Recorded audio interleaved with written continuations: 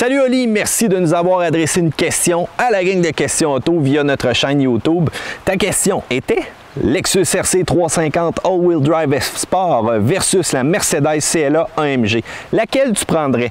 Écoute, c'est une question un peu particulière parce qu'il faut dire que les deux véhicules sont de dimensions différentes. Et il y a une grande différence aussi entre les deux, c'est 2 portes de plus pour la CLA. Si tu veux bien les comparer, un RC 350 F-Sport, on parle d'une Audi S5, BMW série 4, Mercedes-Benz C350, Cadillac ATS coupé même. Si tu veux comparer la CLA AMG, là, on parle plus d'un Audi S3 ou encore d'un BMW M235i. Donc ça, c'est un bon comparatif, mais tu sais quoi, c'est pas grave parce que moi j'aime les défis, puis mettons-les justement côte à côte pour voir qui serait la grande gagnante. Allons-y premièrement avec le style, l'avantage chez Lexus, ça a un vent de fraîcheur cette année, nouveau modèle pour 2015, puis quand tu te promènes, les gens regardent ça et disent « c'est quoi ce véhicule-là? » Ils n'arrivent pas à le reconnaître, mais le trouvent tout littéralement beau. Alors tu leur dis que c'est un Lexus, puis là tout le monde est là, wow, très épaté. Tandis que la CLA, tu vas te promener avec, tout le monde va savoir que c'est un Mercedes. Et là, l'indice, le facteur plutôt fraîchier, va être un petit peu en montant avec ce véhicule-là. Donc, 1 point pour la Lexus. L'intérieur, écoute, la Lexus gagne. Qualité des matériaux, les bancs. As-tu déjà monté le son du système de son Mark Levinson?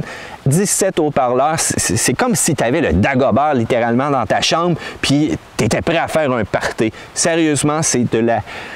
C'est une douceur pour les oreilles, c'est une force pour les oreilles si tu veux. Ça dépend quel genre de musique tu écoutes, mais une chose est sûre, ça l'agrémente l'intérieur. Même les cadrans, le petit côté mécanique, ok, c'est juste une petite option intéressante, mais ça donne une touche unique au véhicule et c'est ça qu'on aime. La CLA va faire un petit peu plus plastique cependant à l'intérieur. Donc, 1 point Lexus.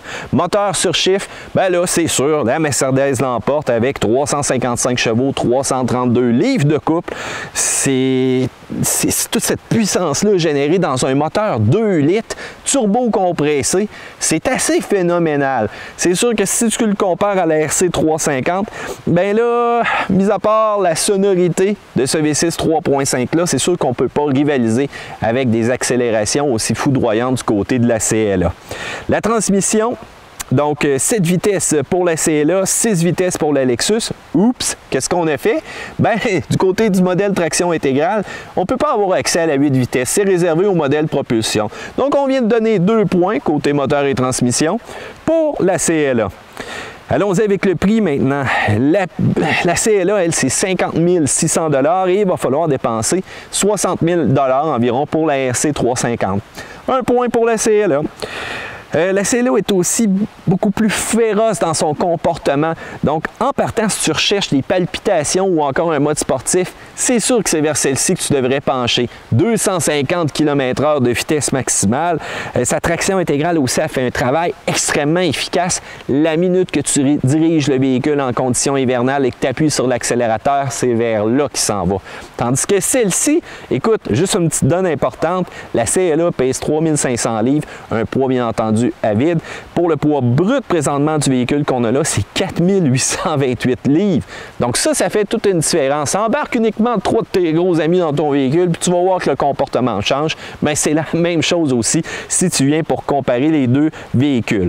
Si tu recherches les palpitations, c'est sûr que la CLA vient de gagner littéralement de ce côté-là. Fiabilité, bien que la RC 350 est totalement nouvelle, je mets un 20 là-dessus. Donc, ça va durer, que ça va être extrêmement fiable, il n'y a aucune problématique.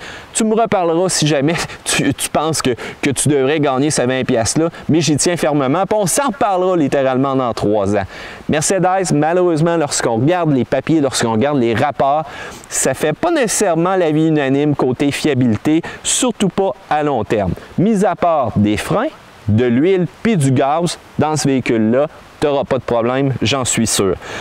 Si on y va avec la sécurité, donc une donne parfois importante pour certains, l'Office IIHS du côté des États-Unis a donné tout simplement la note de good, qui veut dire une note bonne à ce véhicule-là, tandis que du côté de la CLA, malheureusement, on n'a pas fait de test, donc je lui donne le point.